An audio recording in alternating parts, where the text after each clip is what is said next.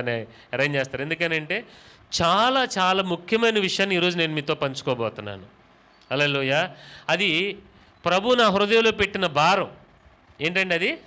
దేవుడు నా హృదయంలో పెట్టినటువంటి భారం.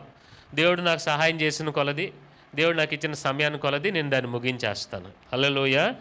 మనం గత వారం ఏం వాక్యం ధ్యానం చేశామండి? చెప్పాలి.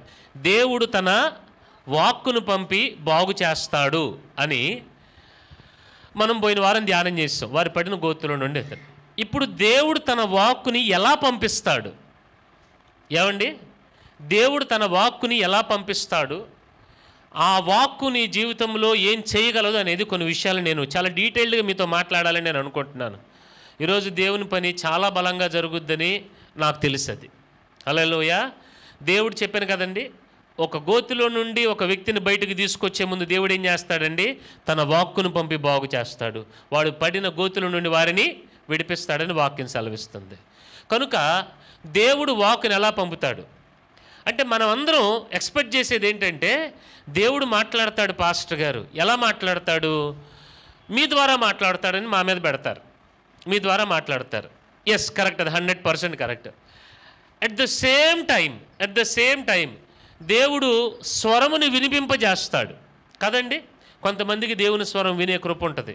కొంతమంది ఫిజికల్గా వింటారు, కొంతమంది అంతరంగంలో వింటారు. ఫిజికల్గా కూడా దేవుడు తన స్వరాన్ని వినిపింపజేస్తాడు. The easiest, the most powerful way చెప్పమంటారా? ఇప్పుడు దేవుని స్వరం మీరు వినడానికి మీకంటూ ఒక ఆత్మీయ స్థాయి ఉండాలి. ఏమండి? దేవుడు తను చెప్పిన వాక్యాన్ని అర్థం చేసుకోవడానికి మీకంటూ కొంత బేసిక్ అనేది ఒకటి ఉండాలి. కానీ చాలా పవర్ఫుల్ దాని ఈజియెస్ట్ వే దేవుడు తన వాక్కును పంపేటువంటి ఒక విధానం ఏంటంటే, తన వాక్కును పంపి ఎలా బాగు చేస్తాడనంటే, నీ నోటిలో నుండి దేవుడు తన వాక్కును పంపి నిన్ను బాగు చేస్తాడు ఆయన. హల్లెలూయా. వాక్ ఎక్కడి నుండి రావాలండి? మన నోటిలో నుండి రావాలి. మరలా చెప్పండి, ఎక్కడి నుండి రావాలి? మన నోటిలో నుండి దేవుని వాక్యము ప్రకటించబడాలి. అదే విధంగా మీకు నేను చెప్తాను వినండి. ఇప్పుడు విత్తనం అనేది ఒకటి ఉంది కదండి. మనం గత వారాల్లో ధ్యానం చేసినటువంటి విషయాలకు మరలా వెళ్దాం. ఆయన ఫలించడానికి ఏమి ఇచ్చాడంట? ఆయన విత్తనాలను ఇచ్చాడు. మీకు పోయిన వారాల్లో నేను అదే చెప్పాను. ఎంతమంది గుర్తుందో ఆ విషయం? మీరు అది మర్చిపోకూడదు. మీ మైండ్లో అది లూప్ తిరుగుతూనే ఉండాలి. దానిని మీరు ఎప్పటికప్పుడు తిరగొడుతూనే ఉండాలి. మీకు అర్థమయ్యే భాషలో చెప్పాలంటే, మజ్జిగ ఉంది కదండి, మజ్జిగని మీరు చిలికలా వదిలేశారనుకోండి, ఏమవుతుంది? మీరు మజ్జిగ పోసుకోవాలి. మనకు అర్థమయ్యే భాషలో చెప్పుకుందాం. సాంబార్ పోసుకోవాలి. ఏం చేస్తారు? చెప్పరేంటి? నిజం చెప్పండి. గట్టిగా తిప్పుతారు మీరు. పైపైన పోసుకోరుగా. ఏమండి? లోపల నుంచి బాగా తిప్పి అదంతా కలిసిన తర్వాత అప్పుడు. అలాగా ప్రతి వారం కాదు, ప్రతిరోజు ఏమండి మీరు ఆ మజ్జిగని, ఆ దేవుని ఆహారాన్ని, ఆ సాంబార్ని మీరు అలా పెట్టి వదిలేయకుండా every week every day you have to stir up. దానిని మీరు ఎప్పుడు కదుపుతూనే ఉండాలా. హల్లెలూయా. మేము చిన్నప్పుడు పరిచర్య చేసేటప్పుడు సేవలో కంకర ఉండేది కదండి. కంకర ఉండేది కదా. కంకరని మీరు అలా కదపకుండా వదిలేశారనుకోండి, బిగిసిగిపోద్ది. మేమేం చేసేవాళ్ళం అంటే, పని లేట్ అవుతుంది అని అనుకుంటే కనుక దానిని తిరగేస్తూ ఉండేవాళ్ళం. అటు ఇటు తిప్పుతూ ఉండేవాళ్ళం. పని లేక కాదు, దాన్ని అలా వదిలేశారనుకోండి, అది పని లేకుండా, అది పనికి రాకుండా పోతుంది. కనుక దేవుని బిడ్డలారా గ్రహించండి, చాలా ముఖ్యమైన విషయం. మీరు వాక్యాన్ని ఎప్పుడు తిరగదోడుతూ ఉండాలా. గమనించండి, ఆ ఫలింపు ఎక్కడి నుంచి స్టార్ట్ అవుద్దండి? విత్తనం నుంచి స్టార్ట్ అవుద్ది కదండి. విత్తనం గురించి ధ్యానం చేసాం. విత్తనము దేవుని వాక్యం అని కూడా ధ్యానం చేశాము. ఇప్పుడు ఆ దేవుని వాక్యాన్ని మీరు ఎలా విత్తుతారు? దేవుని వాక్యాన్ని మీరు ఎలా విత్తుతారు? అదేంటంటే, దేవుని వాక్యము నీ నోటిలో నుండి నీవు విత్తటము నువ్వు నేర్చుకోవాలి. హల్లెలూయా. ఎందుకనంటే అపవాదిని మీరు ఎదిరించేటువంటి ఒక విధానం ఏంటో తెలుసండి? దేవుని వాక్యం. వాడు భయపడిపోతాడు దేవుని వాక్యానికి. మీరు గ్రహిస్తున్నారా? ఉదాహరణకి మత్తయి సువార్త 4వ అధ్యాయం 4వ వాక్యం తీయండి ఒకసారి. మత్తయి 4:4. మనుష్యుడు రొట్టె వలన మాత్రము కాదు గాని, అదిగోండి, మనుష్యుడు రొట్టె వలన మాత్రము కాదు గాని దేవుని నోట నుండి వచ్చు ప్రతి మాట వలన జీవించును. చాలమ్మా. గమనించండి, మనం ఎలా బ్రతుకుతున్నాం ఈ దినాలలో అనంటే, మనం అందరూ చూసే విధానం ఏంటంటే మన సోర్సెస్ చూస్తాం. మనం ఉద్యోగమే చేయనివ్వండి, వ్యాపారమే చేయనివ్వండి, లేకపోతే ఏ విధంగా అయినా కానివ్వండి, మనం చేసేదానిని ఒక సోర్స్గా మనం చూస్తాం.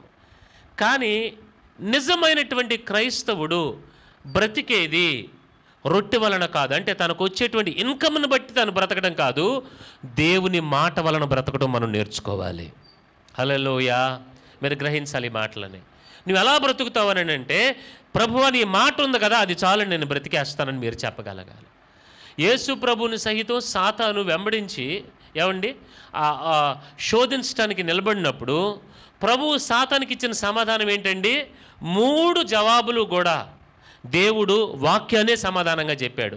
అంటే దేవుడు తను తెలిసినటువంటి వాక్యాన్ని విత్తాడు ఆయన. మీరు గ్రహిస్తున్నారా? ఎప్పుడైతే నీ నోట దేవుని మాట ఉంటుందో సాతాను నీ యొద్ద నుండి వెడలిపోవటం వాడికి ఇంకా వేరే ఆప్షన్ లేదు. ఎప్పుడు నీ నోట దేవుని మాట దేవుని వాక్యం ఉండాలి. అది ఉన్నప్పుడు జరిగేది ఏంటంటే, అపవాది మీ యొద్ద నుండి వాడు వెడలిపోతాడు, ఉండలేడు మీ దగ్గర. ఎందుకనంటే మీ నోట దేవుని మాట ఉంది కాబట్టి. కనుక దేవుని బిడ్డలారా గ్రహించండి, మనము ఎప్పుడు దేవుని వాక్యాన్నే దేవుని మాటనే మనం మాట్లాడటం నేర్చుకోవాలి. ఒక మాట మీకు నేను చెప్తున్నాను, జీవన్ మరణములు నాలుక వశము. ఏమండి, ఒక మనిషి జీవం ఎక్కడుందో తెలుసా? అతను నాలుకలో ఉంది. ఒక మనిషి మరణం ఎక్కడుందో తెలుసా? అతను నాలుకలోనే ఉంది. ఒక మనిషి ఆశీర్వాదం ఎక్కడుందో తెలుసా? అతను నాలుకలోనే ఉంది. ఒక మనిషి శాపము కూడా అతను నాలుకలోనే ఉంది. మీరు గ్రహిస్తున్నారని అనుకుంటున్నాను. ఒక మాట చెప్పాలని అంటే, ఈ మాట అనేది చాలా పవర్ఫుల్. ఇంకొంచెం లోతుకెళ్ళి చెప్తాను మీకు నేను. చాలా పవర్ఫుల్. మీకు ఉదాహరణకు ఒక మాట చెప్తాను. మంత్రం ఉందనుకోండి, మంత్రం ఏంటి అసలు? కరెక్ట్గా చెప్పావమ్మా. ఎలాగండి? నోటితో చెప్పేటువంటి ఒక మాట. నా వ్యక్తిగతంగా నేను అనుకుంటానండి, నాకు అర్థమైనటువంటి ఒక విషయం ఏంటంటే, మన ప్రమేయం లేకుండా మన పితరులు కూడా చేసినటువంటి కొన్ని ఉచ్చాటనల వలన కూడా మనం చిక్కుబడి ఉండొచ్చు.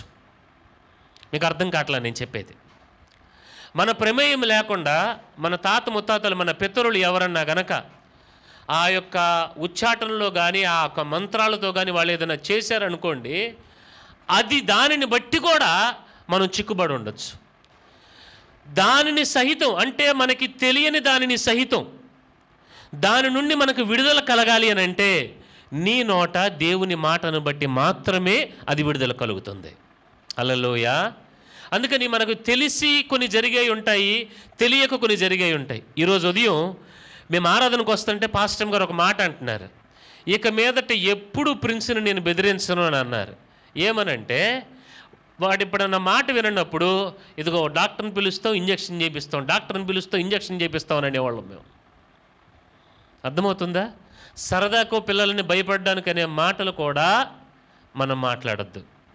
ఈరోజు తనొక మాట అంది, మనం సరదాకి వాడిని ఏదో భయపడడానికి అన్న మాటలు కూడా ఇంకా మాట్లాడొద్దండి. వాడు ఎప్పుడన్నా అల్లరి చేస్తే, నేను గుడ్ బై కదా, నువ్వు అల్లరి చేయదు, లేదా నువ్వు ఇలా అల్లరి చేయకూడదని చెబుదాం తప్పితే వాడిని భయపెట్టడానికి మనము నోటితోనే సరదా మాటలు కూడా మనం అనద్దు. ఇంకా వాడు సిక్కయ్యాడు అని అందుతాను. నా పర్సనల్ ఎక్స్పీరియన్స్ చెప్పమంటారు ఒకసారి. ఎక్కడిద్దరు సాక్షులు ఉన్నారు దానికి. ఏప్రిల్ 9వ తేదీ ఈస్టర్ పండుగ. ఆ రోజు వెళ్తున్నా నేను ముల్లపరు, ఉదయం 9 గంటలకు. ఆ టైంలో 3 ఉన్నారు సాక్షులు, mister Balu, mister Kiran, mister Ramesh. ఏమండి, జరుగుతున్న విషయం ఏంటంటే, కరెక్ట్గా బందర్ టోల్గేట్ దగ్గర 9వ తేదీ కరెక్ట్గా అనుకోని పరిస్థితుల్లో ఎదురుగా ఆయన సడన్ బ్రేక్ కొట్టేసరికి నేను బ్రేక్ వేస్తే బండి ఆగలేదు, స్కిడ్ అయిపోయింది. ఆయన సడన్ బ్రేక్ కొట్టేశాడు. అన్న ఆ అంకులేమో పాపం హైవే మీద డ్రైవింగ్ నేర్చుకుంటున్నాడు, ఇంకెక్కడ దొరకలేదు పాపం. సడన్ బ్రేక్ వేసేసరికి నేను బ్రేక్ వేసిన ఆగలేదు, ఇల్లు గుద్దాము. మనందరికీ తెలిసిన పరిస్థితే కదండి. ముందు బండి అంతా డ్యామేజ్ అయింది, 2 ఎయిర్ బ్యాగులు బయటకు వచ్చినాయి కదా. వాస్తవానికి దాన్ని వెనుకున్న చరిత్ర చెప్తానేనండి. ఒకరోజు పిల్లలు కారు పక్కన కూర్చుని ఉంటే 2 కాళ్ళు ముందు పెట్టి కూర్చున్నారు. ముందు పెట్టి కూర్చుంటే మేము ఎక్కడికి వెళ్తున్నాం, జర్నీకి వెళ్తుంటే నేను అన్నాను, అరే కాళ్ళు కిందకి పెట్టు, కాళ్ళు కిందకి పెట్టు, కాళ్ళు కిందకి పెట్టు అని అన్నాను. హ్యాపీ అని. ఎందుకు నానా అని అన్నాడు. నేనేం చేశానంటే, ఇక్కడ పెట్టకూడదు, ఇక్కడ ఎయిర్ బ్యాగ్స్ ఉంటాయి రా అని అన్నా నేను. అని అంటే పాస్టర్ గారు వెనకాల ఉన్న రెండో చోట్ల ఉంటారా, ఎయిర్ బ్యాగ్స్ అంటే ఏంటి అని అడిగారు నన్ను. ఏంటండి ఎయిర్ బ్యాగ్స్ అంటే ఏంటంటే నేను అన్నాను ఎప్పుడైనా యాక్సిడెంట్ అయిందనుకో అవి బయటకు వస్తాయని చెప్పా. ఏంటండి చూడండి, మీకు నేను చెప్తే మీకు అర్థం అవడానికి చెప్తున్నాను. అంటే అది చెప్పటం మాత్రమే కాదు, చూపించడం కూడా అయిపోయింది నాకు. నేను ఆ రోజు అన్నాను, ఇంకా జన్మలో మనం ఏనాడు ఎయిర్ బ్యాగ్స్ చూడం. ఆమెన్. ప్రభు కాపుదలం అనుకుంటుంది. ఆమెన్. అంటే నేను మీకు చెప్తున్నటువంటి విషయం ఏంటంటే, మనకి ప్రమేయం లేకుండా మనం మాట్లాడేటువంటి మాటల వలన కూడా మనం కొన్ని సందర్భాల్లో చిక్కుపడతాం. అందుకని నోటితో ఏది పడితే అది మాట్లాడమాకండి దయచేసి. సంఘ విశ్వాసులు, దేవుని ఎరిగిన వారు చాలా జాగ్రత్తగా మనం మాట్లాడాలి. యేసుక్రీస్తు ప్రభు ఒక్క మాట అనవసరంగా మాట్లాడాడు బైబిల్లో. ఒక్క మాట మనకు కనబడదు. ఎందుకనంటే ఆయనకు తెలుసు, ఆయన వాక్కు జీవపు వాక్కు, ఆయన ఏదంటే అది జరుగుద్దని తెలుసు. హల్లెలూయా. మీరు గ్రహిస్తున్నారని నేను చెప్పేది. అందుకని వాక్యం మాట చాలా ముఖ్యమైనది. ఒకసారి మీకు నేను కొన్ని వాక్యాలు చెప్తాను, చదవండి అండి. సామెతల గ్రంథం 12వ అధ్యాయం 14వ వాక్యము. సామెతల గ్రంథం. ఒకడు తన నోటి ఫలము చేత తృప్తిగా మేలు పొందును. ఏమండి గమనించండి, మేలు ఎక్కడుందంట మనకి? చదవండి అమ్మ. ఎవని క్రియల ఫలము వానికి వచ్చును. ఇదిగోండి, మీ ఫలము కూడా ఎలా వస్తుందంట? మీ నోటి ఫలం వలన బట్టి. మీరు గ్రహిస్తున్నారా? ఒకనికి మేలు ఎలాగా, ఒకడు మేలు తృప్తిగా మేలు ఎలా పొందుకుంటాడు అని అంటే అతని నోటి ఫలము వలన మాత్రమే. మీరు గ్రహిస్తున్నారని నేను చెప్పే వాక్యాన్ని. ఇప్పుడు మీ మేలు ఎక్కడుంది చెప్పండి మీరు? Yes, it's in your mouth. దేవుడు నీ నోట ఉంచాడు. నీ నోటిని ప్రభువు అభిషేకించాడన్న విషయం మీకు అర్థం కావాలి. ఏమండి, మన మేలు ఎక్కడుందంట? మన నోట్లోనే ఉంది. దాని వయసు వరుస ఏంటి? దాని రివర్స్ ఏంటి? మన ఒక వ్యక్తి కీడు కూడా ఆ వ్యక్తి నోట్లోనే ఉంది. అందుకని మన నోటితో ఎప్పుడు మేలే మనం మాట్లాడాలి, మంచిగా మనం మాట్లాడాలి. నువ్వు ఏది మేలును నువ్వు విత్తినట్లయితే మేలే నువ్వు కోసుకుంటావు. ఒకని నోటి ఫలము, క్రియల ఫలము వాడే అనుభవిస్తాడని రాయబడింది. గ్రహిస్తున్నారా? తర్వాత చదవండి అమ్మ. 13:2 అమ్మ. 13:2. నోటి ఫలము చేత అదిగోండి మనుషుడు మేలును అనుభవించును. మరలా నోటి ఫలము చేత మనం ఏంటండి? మనుషుడు మేలును అనుభవిస్తామంట. ఎవరి నోటి ఫలం? వాని నోటి ఫలాన్ని బట్టి వాడు మేలును అనుభవిస్తాడు. అలాగే 18:2 చదవండి.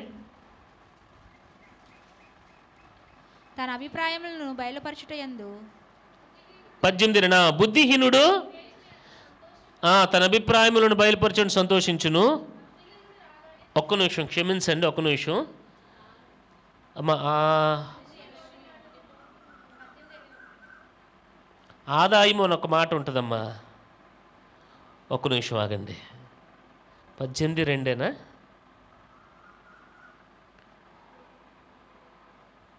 రైట్. ఎన్నో వాక్యం అది? 20. రైట్, చూడండి, చదవండి ఆ మాట చదవండి.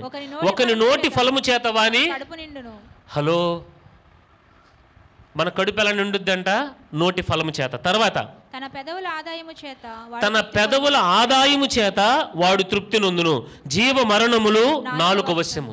గమనించండి దేవుని బిడ్డలారా, ఆదాయం అనేది ఎప్పుడు వస్తుంది అని అంటే, ఒక వ్యక్తి వ్యాపారం చేస్తాడనుకోండి, తను పెట్టుబడి పెట్టాలి ముందు కదా, పెట్టుబడి పెట్టాలి. ఇప్పుడు నీ జీవితంలో నీకు ఆదాయం కలగాలని అంటే, నీకు తృప్తి, నీకు మేలు, దేవుని విషయాలు నీకు కలగాలని అంటే, మొదట నీ నోటి మాట అనే పెట్టుబడి నువ్వు పెట్టాలి. హల్లెలూయా. మీరేమవుతారో తెలుసా? మీరేది మాట్లాడితే మీరు అది అవుతారు. మరలా చెప్తున్నాను, మీరేమవుతారో తెలుసా? మీరేది మాట్లాడితే అదే మీరు ఇప్పుడు ఏమై ఉన్నారో తెలుసా? అంతకుముందు మీరేం మాట్లాడారో ఇప్పుడు అదే మీరు. ఎవరైనా కానీ దీనికి ఎవ్వరు అతీతులు కాదు. కనుక గమనించండి, ఒకనికి ఆదాయం కావాలి అని అంటే అతను పెట్టుబడి పెట్టాలి. ఈరోజు నువ్వు పెట్టే పెట్టుబడి ఏంటో తెలుసా? నీ నోరు జీవమును గనక నువ్వు పెట్టుబడి పెట్టినట్లయితే ఆ జీవమే నీకు ఆదాయం అవుతుంది. హల్లెలూయా. గ్రహిస్తున్నారా నేను చెప్పేది? మాటకి అంత ప్రాధాన్యత ఉంది బైబిల్ గ్రంథంలో. మీకు ఇన్ఫ్యాక్ట్ ఇంకా క్లియర్గా చెప్తాను, చదవండి ఒకసారి ఆదికాండం 1వ అధ్యాయం 3వ వాక్యం అండి. దేవుడు వెలుగు కమ్మని పలుకగా, దేవుడు వెలుగు కమ్మని పలుకగా వెలుగు కలిగెను. ఏంటండి? వెలుగు కలిగెను. దేవునికి స్తోత్రం చెప్దామండి. హల్లెలూయా. దేవుడు ఏం చెప్పాడండి? దేవుడు ఏదైతే మాట్లాడాడో అది జరిగింది, అవునా కాదా? What God spoke it happened. ఆయన శూన్యంలో సృష్టి కలుగును గాక అంటే ఇట్ హ్యాపెండ్. సో దేవుడు ఏం చెప్తాడో అది జరిగింది, అవునా కాదా? దేవుడు వెలుగు కమ్మని పలుకగా వెలుగు కలిగింది. నేను ఇక్కడ ఒక మాట రాసుకున్నాను, ఏమంటే దేవుని వాక్యానికి సృష్టించే శక్తి ఉంది, ఎందుకంటే ఆయనే వాక్యము. ఇప్పుడు నేను ఒక మాట చెప్తాను. ఒక విత్తనాన్ని నేను మీకు ఇచ్చాను అనుకోండి, ఒక విత్తనాన్ని నేను మీకు ఇచ్చాను, మీరు చల్లారు. మీరు చల్లే వ్యక్తిని బట్టి అది ఫలిస్తుందా, విత్తనాన్ని బట్టి అది ఫలిస్తుందా?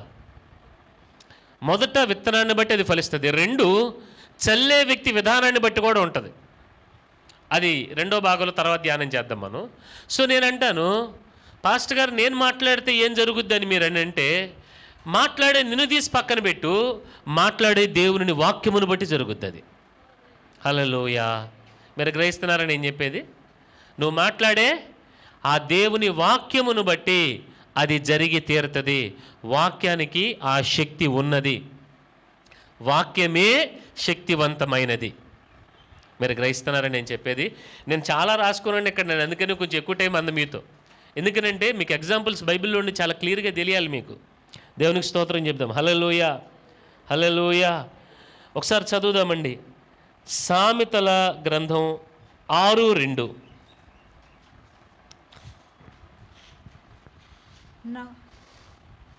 నీ నోటి మాటల వలన నీవు చిక్కబడి ఉన్నావు, ఏమండి? నీ నోటి మాటల వలన పట్టబడి ఉన్నావు. దేవునికి స్తోత్రం చెబుదామా? హల్లెలూయా. చూడండి, నీ నోటి మాట వలన నీవు, లిజన్, చాలా సందర్భాలలో మనం చిక్కిపోయేది పరిస్థితుల్లో. ఎందుకో తెలుసా? అది ఫిజికల్గా జరగక ముందు స్పిరిచువల్ రెల్మ్లో నీ నోట్లోంచి అది వచ్చేస్తుంది. మీకు అర్థమవుతుందని నేను చెప్పేది? అది ఏదైనా కానీ గుర్తుపెట్టుకోనండి, భౌతికంగా ఒకటి జరగాలి అని అంటే అది మొదట స్పిరిచువల్గా జరగాలి. భూలోకం ఏ విధంగా అయితే ఉందో అలాగే ఆత్మీయ లోకం అనేది ఒకటి ఉంది, స్పిరిచువల్ రెల్మ్ అనేది ఒకటి ఉంది. అక్కడ మీరు ఏమవుతారో భౌతికంగా మీరు ఎదవుతారు. అది మేనిఫెస్ట్ అవ్వడానికి ముందు స్పిరిచువల్ రెల్మ్లో జరగాలి, ఫిజికల్గా జరగక ముందు. మీకు అర్థమయ్యే భాషలో చెప్తాను. ఇప్పుడు తల్లి గర్భంలో ఒక నలుసుగా ఉన్నటువంటి పిండం ఏమండి 9 నెలలు సమయం అయ్యేసరికి పెరిగి ఒక దినాన తల్లి గర్భంలో నుండి శిశువు బయటకు వస్తాడు, అవునా కాదు? ఎవరైనా కానీ అంటే ఈ ఫిజికల్గా ఆ యొక్క శిశువు కనబడడానికి 9 నెలల ముందు తల్లి గర్భంలో ఒక ఒక ఒక జీవక్రియ అనేది ఒకటి జరిగింది, అవునంటారా కాదంటారా?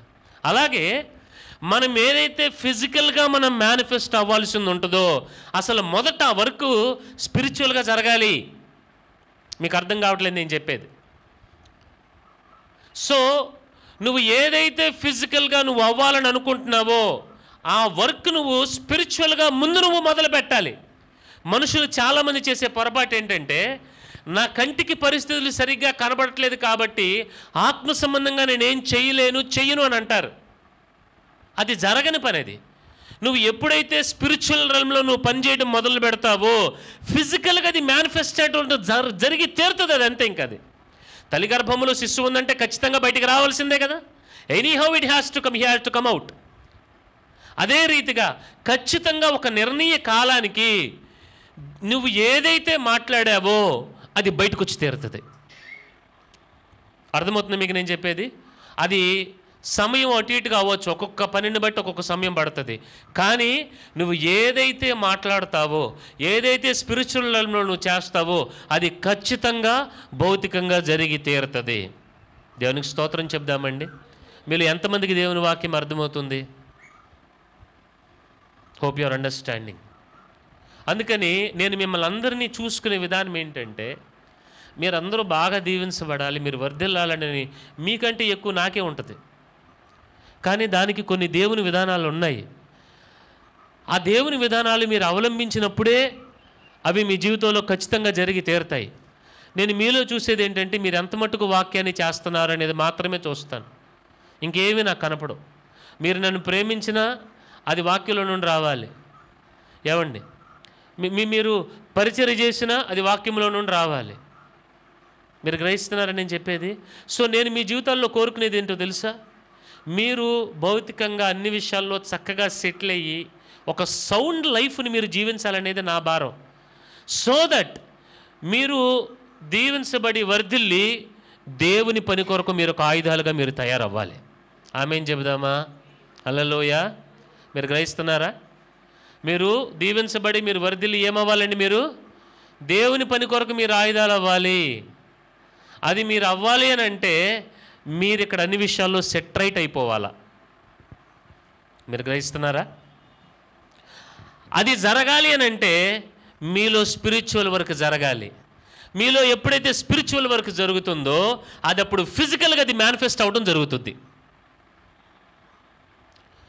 మీరు స్పిరిచువల్గా మీరు దానిని వర్కౌట్ చేయకుండా ఫిజికల్ మేనిఫెస్టేషన్ మీరు ఎక్స్పెక్ట్ చేయొద్దు దయచేసి, అది అబద్ధం. అది నేను ఇక్కడ కూర్చుని మీ మీద ఎన్నిసార్లు దేవుడు మిమ్మల్ని దీవించనుగాక, దేవుడు మిమ్మల్ని దీవించనుగా కానీ మీరు 1,00,000 సార్లు ఆమేనని అన్నా కానీ ఏమైనా కానివ్వండి, మీలో ఆ దైవ కార్యము జరగాలి అని నేను మీకు ఖచ్చితంగా నిజాన్ని చెప్తున్నా మీకు నేను.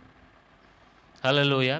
ఈరోజు చాలామంది ఏ విధంగా ఉన్నారనంటే, వారిలో స్పిరిచువల్గా వర్కౌట్ జరగకుండా, ఏమండి, వారు ఫలించకుండా ఒక డజన్ యాపిల్ తెచ్చుకునేటట్టుగా ఉన్నారు. ఏంటండి చెప్పాలి మీరు గట్టిగా? ఒక డజన్ యాపిళ్ళు. ఓకే, డజన్ తెచ్చుకుంటావు, తింటావు, మళ్ళీ ఆకలేస్తుంది, మళ్ళీ ఎవరి దగ్గరికి వెళ్తావు? చెప్పరేంటండి? మళ్ళీ ఎవరి మీదో ఆధారపడాలి, పాస్టర్ గారి మీద ఆధారపడాలి, ఎలా ఆధారపడాలి? కానీ నేనంటాను, నీవు ఒక ఫలించేటువంటి చెట్టుగా తయారవుతే నువ్వు తిని తృప్తి పొందిన తర్వాత నీ ఫలాలు అనేకులకు నువ్వు పంచిపెడతావు. దేవునికి కావాల్సింది ఇది. హల్లెలూయా. మీరు గ్రహిస్తున్నారని నేను చెప్పేది? నేను మొదటే మీకు నేను చెప్పాను, ఇక్కడ మీరు కట్టబడే విధానం ఏంటంటే విశ్వాసాలుగా మిమ్మల్ని ఏది కూర్చోబెట్టేసి అతికిచ్చేసి కూర్చోబెట్టడానికి కాదు ఇక్కడ.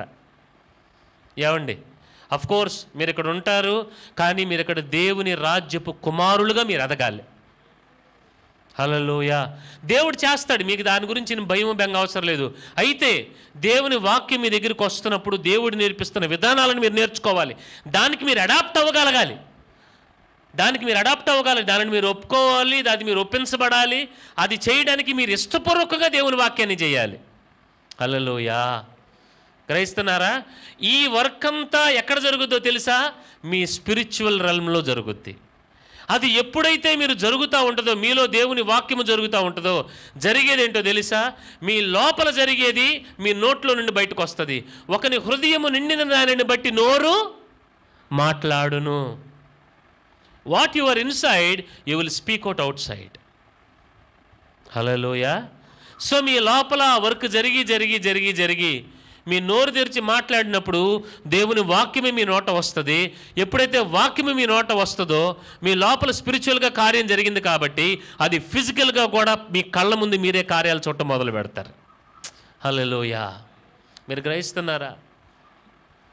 దేవుని బిడ్డలారా, అర్థమైన వాళ్ళు హల్లెలూయా చెప్పండి. So that is very very powerful and very very important. దేవుని బిడ్డలారా గ్రహించండి, దట్ ఈస్ వెరీ ఇంపార్టెంట్. నీ నోటి మాట చాలా జాగ్రత్తగా ఉండాలి. ఎందుకనంటే చూడండి, నీ నోటి మాట వలన నీవు చిక్కబడి ఉన్నావు, నీ మాటల వలన పట్టబడి ఉన్నావు. గమనించండి, చాలా ముఖ్యమైన విషయం నేను మీకు చెప్పాను. బైబిల్లో మీకు నేను 3 ఎగ్జాంపుల్స్ చెప్తాను ఇప్పుడు. ఈ ముగ్గురు ఎవరనంటే కేవలము దేవుని మాటను పట్టుకుని పైకి వచ్చిన వాళ్ళు. వీళ్ళు ఎవరండి? చెప్పాలి గట్టిగా, చెప్పాలి మీరు గట్టిగా. ఏ మాటను పట్టుకుని పైకి వచ్చారు? దేవుని మాట, ఇంక వేరే ఏం లేదు. ఏమండి ఇలా చెప్తున్నాడు అనుకోమండి, యంత్రం లేదు, మంత్రం లేదు, తంత్రం లేదు, ఏమీ లేదు. అర్థమవుతుందా? కేవలము దేవుని మాటే. Very very powerful. మొదటి ఉదాహరణ మనం ధ్యానం చేద్దాం. ఏమండి చదువుదామండి. నిర్గమాకాండం 7వ అధ్యాయం 2వ వాక్యము. నిర్గమాకాండం 7:2 చదవండి. నేను నీకు ఆజ్ఞాపించినది యావత్తు నీవు పలకవలెను. చాలండి. ఏం చెప్పాడండి దేవుడు? నేను నీకు ఏదైతే చెప్పానో అది నీవు పలకాలి. గట్టిగా చెప్పండి అందరూ, ఏం చేయాలండి? అది పలకాలి. ఎవరితో చెప్తున్నారు? కాగా యెహోవా మోషేతో ఇట్లనెను, ఇదిగో నేను ఫరోకి దేవునిగా నియమించితిని. ఈ మాట చదివినప్పుడు లిటరల్గా చెప్తున్నాను, నా గుండె కరిగిపోయింది. నేను ఫరోకి నిన్ను దేవునిగా నియమించితిని, నీ అన్న అహరోనుకు నీకు ప్రవక్తగా ఉండును. గమనించండి, మోషే గారితో దేవుడు మాట్లాడుతున్నాడు. మోషే, నాకు ఒక పని ఉంది నీతో, ఆ పని నువ్వు చేయాలి. సరే ప్రభువా, ఏంటి, ఏం చేయమంటావు చెప్పు. నువ్వు ఇలాగెళ్ళి ఇశ్రాయేలు ప్రజలు విడిపించాలంటే మోషే గారు వెంటనే అన్నాడు, మీలాగా నాలాగయ్యా, నేను మాట మాన్యం కలిగినోడిని, నేను నత్తోడిని అయ్యా, నేను చెప్తే ఎవరంటారు, నాకు అసలు అంతకుముందు ఐగుప్తులో నా మీద ఆల్రెడీ ఒక కేసు ఉంది. ఏమండి, నా మీద ఆల్రెడీ ఒక కేసు ఉంది, ఇదంతా నీకు అనవసరం, నేను చెప్పింది నువ్వు చెయ్యానన్నాడు. మోషేతో దేవుడు మాట్లాడుతున్న విషయం ఇది. మీకు అర్థమైతే చూడండి, ఫరోకి నువ్వు దేవుడు అని చెప్పాడు మోషేని. ఏంటండి ఈ మాట మీరు చదివితే మీరేమంటారు తెలుసా? పాస్టర్ మనం దేవుళ్ళు ఏంటి పాస్టర్ గారు, మరీను భక్తి అసలు చిచ్చి అమ్మో, భక్తి చేయండి, అతి భక్తి చేయమాకండి. వాక్యమే. నిజంగా మనం ఈ లోకానికి దేవుళ్ళని తెలుసా? కీర్తనలో రాయబడింది, మీరు దైవములు అని రాయబడింది. మీరు దైవములు, దేవుడు ఆయన, మనం దైవాలం. అంటే దేవుని ఇప్పుడు ఒక మాట చెప్తానండి, మా అబ్బాయి ఎవరు అని అంటే నేనే, వాడు అలవాట్లేంటి నేనే. మీకు అర్థమవుతుంది నేను చెప్పేది? అంటే నా డిఎన్ఏ మా అబ్బాయిలో ఉంటుంది. Yes, is it clear? మనము దేవుని పిల్లలం కాబట్టి దేవుని డిఎన్ఏ మనలో ఉంటుంది. మనము ఆయన పోలికలో మనం సృజించబడిన వారము. ఆదాము పోగొట్టుకున్నాడు, యేసుక్రీస్తు మనకి ఇచ్చాడు. అది పరిశుద్ధాత్మ దేవుడు మనలో వర్కౌట్ చేస్తాడు అది ఆయన. సో ఇప్పుడు ఈ లోకానికి దేవుళ్ళు ఎవరో తెలుసా? మనం. రేపొద్దున లోకానికి తీర్పు ఎలా తీర్చబడుతుందో తెలుసా? మనలను బట్టి. మీకు ఇది అర్థం కావట్లేదు, జీర్ణం కావట్లేదు, మాకు అవసరం లేదు పాస్టర్ గారు అంటే you are welcome, no problem. మిమ్మల్ని నేనే బలవంత పెట్టాల్సిన అవసరం నాకు లేదు. మీరు నమ్మి దీని విధంగా నడిచారా, దైవత్వం ఏంటో మీకు ఈ లోకంలో కనపడుతుంది. ఈ లోకంలో మనల్ని చూసిన వాళ్ళు మనం కాదు కనపడేది, దేవుడు కనపడాలి. ఆమె ఏం చెప్దామా? హల్లెలూయా. మీకు అర్థం కావాలి నేను చెప్పేది. మనల్ని చూసినప్పుడు మనలో గొప్పతనం కాదు, దేవుని గొప్పతనం, దైవత్వం కనపడాలి. ఒక మాట చెప్తాను, లోకంలో ఒకటి ఏలుబడి చేస్తుంది, ఏంటంటే మానవత్వం. ఏంటండి? మానవత్వం అనేది ఒకటి ఉంటుంది. మానవత్వం అంటే కంటే గొప్పదేంటో తెలుసా? దైవత్వం. మానవత్వానికి ఎమోషన్స్, లిమిట్స్ ఉంటాయి, దైవత్వానికి ఉండవు. ఉదాహరణకు ఒక మాట చెప్తాను. ఇప్పుడు అపోస్తలులు వెళ్తున్నారు ప్రార్థన చేసుకుంటాకి, కుంటి వ్యక్తి ఒక అతను కనిపించాడు. మానవత్వం ఏంటో తెలుసా? అయ్యో ఓ 10 రూపాయలు హెల్ప్ చేద్దాం, ఒక 100 రూపాయలు హెల్ప్ చేద్దాం. దైవత్వం ఏంటో తెలుసా? లే యేసునామం అని అంటాడు. మీకు అర్థమైంది రెండింటికి తేడా? మానవత్వానికి లిమిటేషన్స్ ఉంటాయి, చేయలేరు. దైవత్వం ఏంటో తెలుసా? నేనే దైవజనుడినైతే జరిగి తీరుతుంది, ఇదంతే. హల్లెలూయా. మీకు అర్థమవుతుందా? మీకు దేవుడు ఏ సామర్థ్యాన్ని ఇచ్చాడు మీకు అర్థం కావాలి. మోషేతో ప్రభు అంటున్నాడు, మోషే నువ్వు ఫరోకి దేవుడు మోషే అని అన్నాడు. మీరు గ్రహిస్తున్నారా నేను చెప్పేది? నేను కోరుకునేది ఏంటో తెలుసా? లోకానికి మనమందరం దైవములుగా మనం కనిపించాలా. హల్లెలూయా. అర్థమవుతుందా? లోకం మనల్ని చూసి నిజంగా దేవుని వైపు ఆకర్షించబడాలి. ఎందుకో తెలుసా? ఇది మనుషులైతే చేయలేరు అని వాళ్ళకి అర్థమైపోవాలి అంతే. ఇంకది ఇది మనుషులైతే చేయలేరు, వీళ్ళ దేవుడే ఇది చేశాడు అనేటువంటి ఒక సాక్ష్యం నీలో నుండి లేవనెత్తబడాలి. అదే మీరు అందరూ ఎట్లా చూస్తున్నారని అంటే, పాస్టర్ గారు ఆదివారం వస్తాం, ప్రభువా నన్ను క్షమించు ప్రభువా, ప్రార్థన చేయించుకుంటాం, పరిచర్య చేస్తాం, కానుకేస్తాం, వెళ్ళిపోతాం చాలు. దేవుని పని అటువంటి వారి వలన జరగదు. దేవుని పని ఎవరి వలన జరుగుతుందో తెలుసా? దేవుడు నాకు నియమించింది నేను చేసి తీరతా. నేను కనపడేప్పుడు ఎలా కనపడతాను తెలుసా? I become God to the world. లోకానికి వెలుగు నేనే. నాకంటూ ఒక పని ఉంది ఈ లోకంలో, ఆ పని నేను చేసి తీరాలా.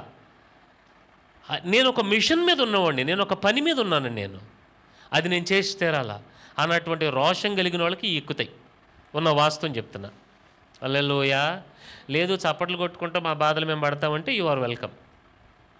కానీ మేము దైవములుగా ఎదుగుతాము, దేవుని కొరకు దేవుని స్వారూప్యంలోకి మార్చబడతాం అని మీరు గనక ఉన్నట్లయితే లిటరల్గా చెప్తున్నాను, దేవుడు మీ ద్వారా ఈ కార్యాలు జరిగిస్తాడు ఆయన.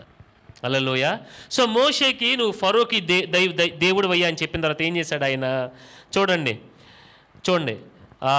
నియమించితిని, నీ అన్న అహరోను నీకు ప్రవక్తగా నుండును, నేను నీకు ఆజ్ఞాపించినది యావత్తు నీవు పలకవలెను. మీరు గ్రహిస్తున్నారు నేను చెప్పేది? మోషేకి దేవుడిచ్చినటువంటి ఆజ్ఞ ఏంటో తెలుసండి? Say what I say. నేను చెప్పేది నువ్వు చెప్పంతే, మిగతాది నీకు అనవసరం.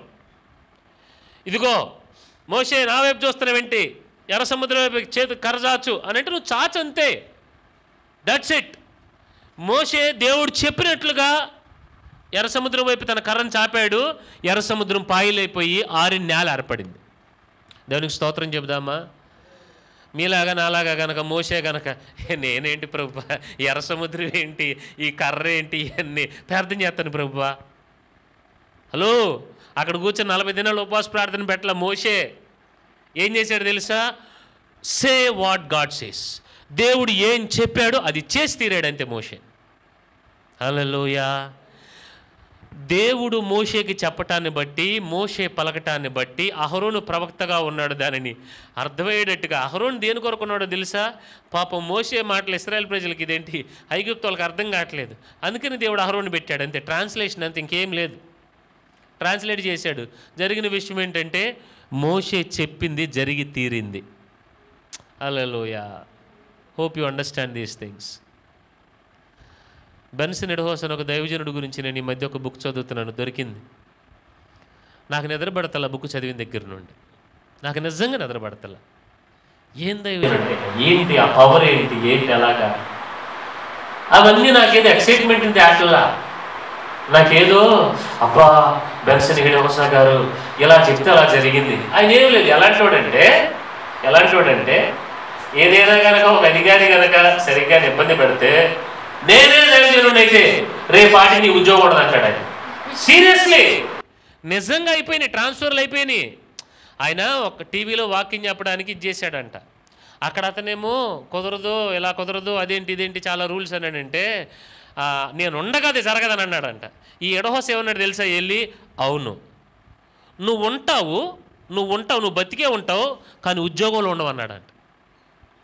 ఇమ్మీడియట్గా జరిగిన విషయం అంటే మీద ఏదో సంథింగ్ ఏదో ఒక ఇది వచ్చేసి అతని మీద కమిషన్ ఒకటి వేసి అతను ఉద్యోగం తీసి ఇంకో క్రిస్టియన్కి ఇచ్చారంట తీసుకెళ్ళి ఉద్యోగాన్ని. అతను వచ్చి సరే చెప్పండి, అప్పట్లో ఎన్నో డాలర్లు అంటే 16 ఎన్నో డాలర్లు అది ఏదైతే సగం రేటుకి టీవీలో వాకింగ్ చెప్పడానికి అతను ఇచ్చాడంట. హల్లెలూయా.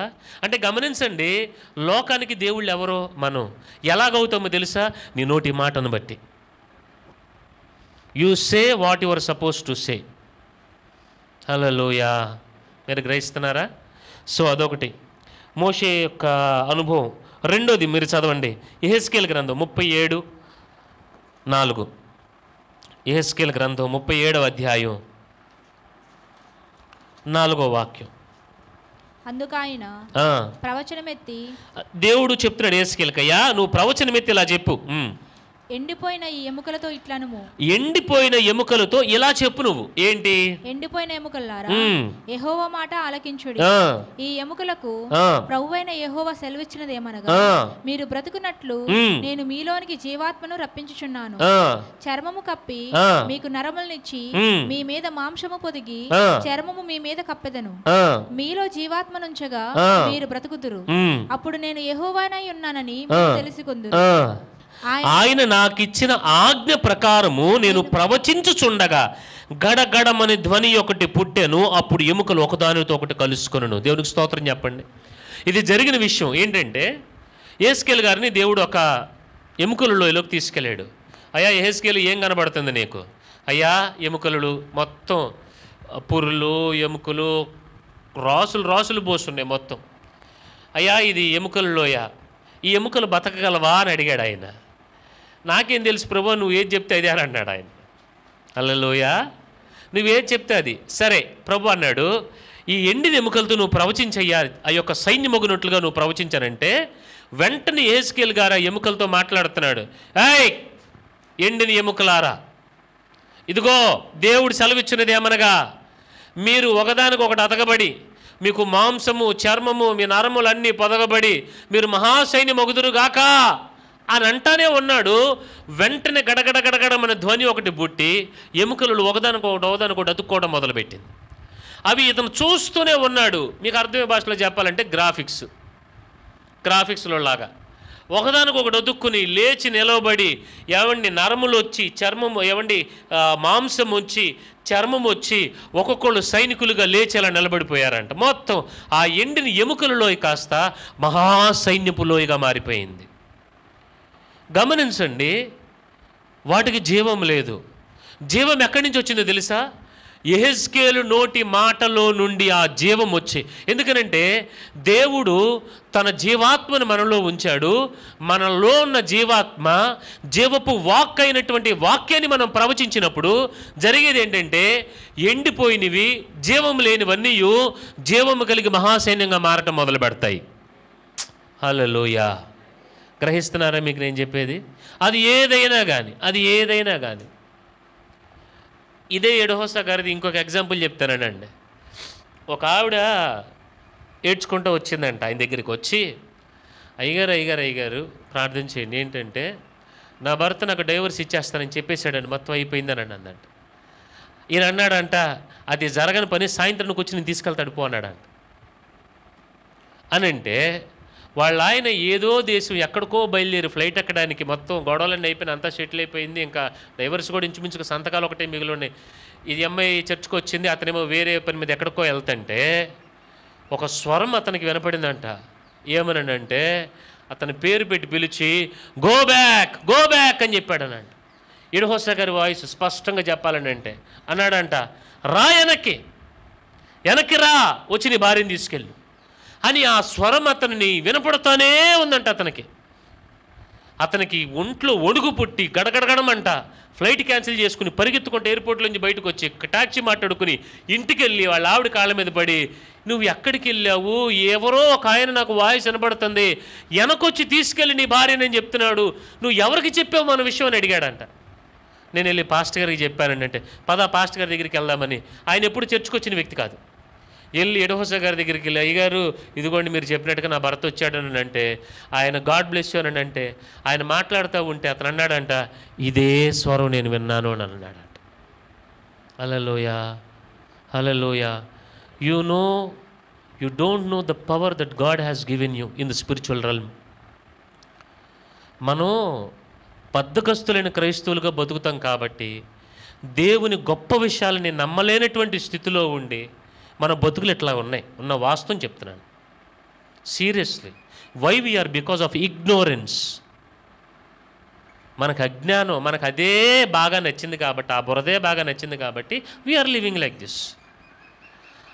అది ఎవరైతే దాని వైపు ఆకర్షించబడతారో వారి జీవితాలు అలాగైతే ఉండవు. హల్లెలూయా. గమనించండి దేవుని బిడ్డలారా. అంటే ఏదైతే నీ కళ్ళ ముందు జీవం లేనట్లు కనబడుతుందో, ఏదైతే అది నీ భవిష్యత్తే కావచ్చు, నీ ఫైనాన్సెస్ కావచ్చు, ఏదైనా కానీ నీవు మాట్లాడటం మొదలు పెడితే, దేవుని వాక్యాన్ని నువ్వు ప్రకటించడం మొదలు పెడితే జరిగేది ఏంటంటే మహాసైన్యము తయారవుతుంది మీ కొరకు. హల్లెలూయా. మీరు గ్రహిస్తున్నారా నేను చెప్పే మాటని? మీరు గ్రహిస్తున్నారా? రెండోది, యెహెజ్కేలు దేవుని మాటను పట్టుకుని ఎముకలలో ఈయనను ఒక సైన్యంగా మార్చుకున్నాడు. మూడోదిగా మనం ధ్యానం చేద్దాం, చదువుదామండి. సంఖ్యాకాండం 13వ అధ్యాయం 1 నుంచి 10 వాక్యాలు. సంఖ్యాకాండం. యెహోవా మోషేకి ఎలాగూ సెలవిచ్చెను, నేను ఇశ్రాయేలుకు ఇచ్చుచున్న కనాను దేశమును సంచరించి చూచుటకు నీవు మనుషులను పంపుము. వారి పితరుల గోత్రములో ఒక్కొక్క దాని నుండి ఒక్కొక్క మనిషిని మీరు పంపవలను. వారిలో ప్రతివాడు ప్రధానుడై ఉండవలను. మోషే యెహోవా మాట విని పారాను అరణ్యం నుండి వారిని పంపెను. వారందరూ ఇశ్రాయేలులో ముఖ్యులు. వారి పేర్లు ఏమనగా రూబేను గోత్రమునకును. 14:8 చదువు ఒకసారి. సంఖ్యాకాండం 14:8. యెహోవా మన యందు ఆ దేశంలో మనలను చేర్చి. గమనించండి, ఇక్కడ చూడండి 14:8 మీరు గుర్తుపెట్టుకోనండి. తర్వాత ఒకసారి వెనకొద్దాం. 28వ వాక్యం 13:28లో నేను చదువుతాను, గమనించండి. అయితే ఆ దేశములో నివసించు జనులు బలవంతులు, వారి పట్టణములు ప్రాకారములు గలవి, అది మిక్కిలు గొప్పవి. మరియు అక్కడ అనాకీయులను చూచితిమి. అమాలేకీయులు దక్షిణ దేశంలో నివసించున్నారు. హిత్తీలు, యెబూసీలు, అమోరీయులు కొండ దేశంలో నివసించున్నారు. కనానీయులు సముద్రము వద్దన యోర్దాను నదీ ప్రాంతంలో నివసించున్నారని చెప్పిరి. కాలేబు మోషే ఎదుట జనులను నిమ్మలపరిచి, మనము నిశ్చయముగా వెళ్ళుదుము, దానిని స్వాధీనపరుచుకుందుము, దాన్ని జయించుటకు మనకి శక్తి చాలుననెను. అయితే అతనితో కూడా పోయిన ఆ మనుష్యులు, ఆ జనులు మనకంటే బలవంతులు, మనము వారి మీదకి పోజాలమనిరి. గమనించండి, మీకు ఈ 13-14 అధ్యాయాలని నేను షార్ట్ చేసి నేను మీకు చెప్తాను.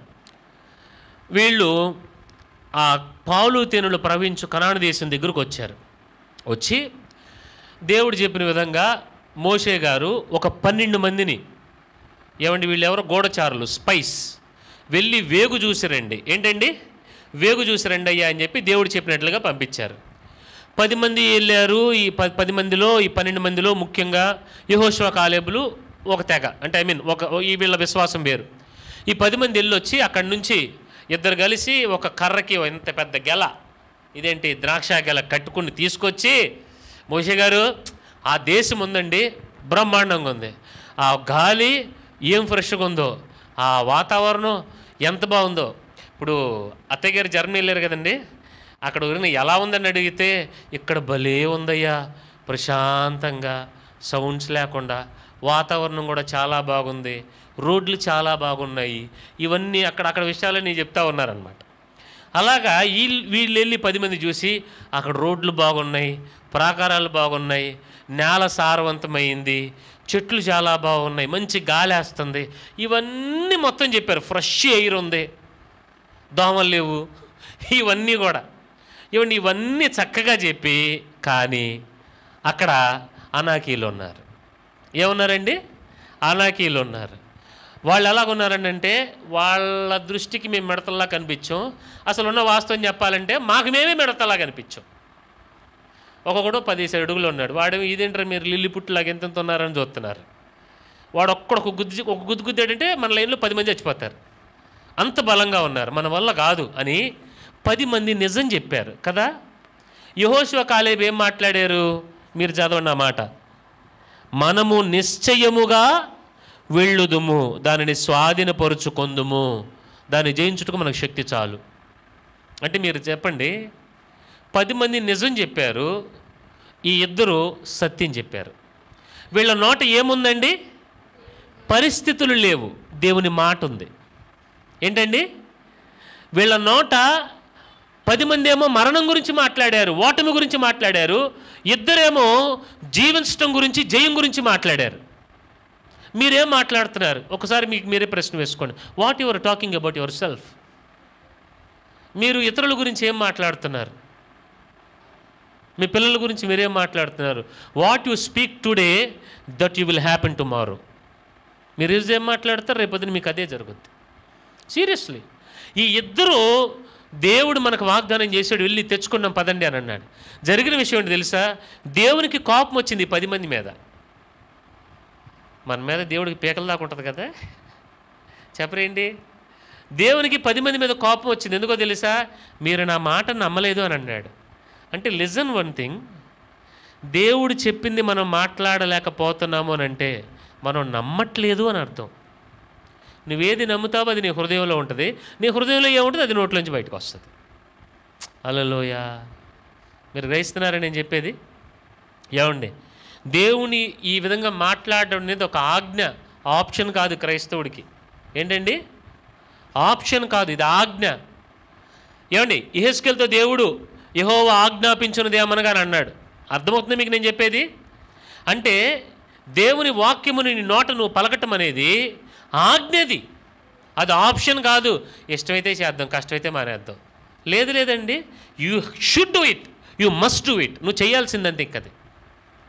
లేదంటే కనుక దేవుడి 10 మంది మీద కోపం రగులుకున్నట్లుగా జరిగిన విషయం ఏంటి, ఏమైంది చూడండి ఒకసారి. దేవుడు ఒక మాట అంటాడు అక్కడ, చూడండి.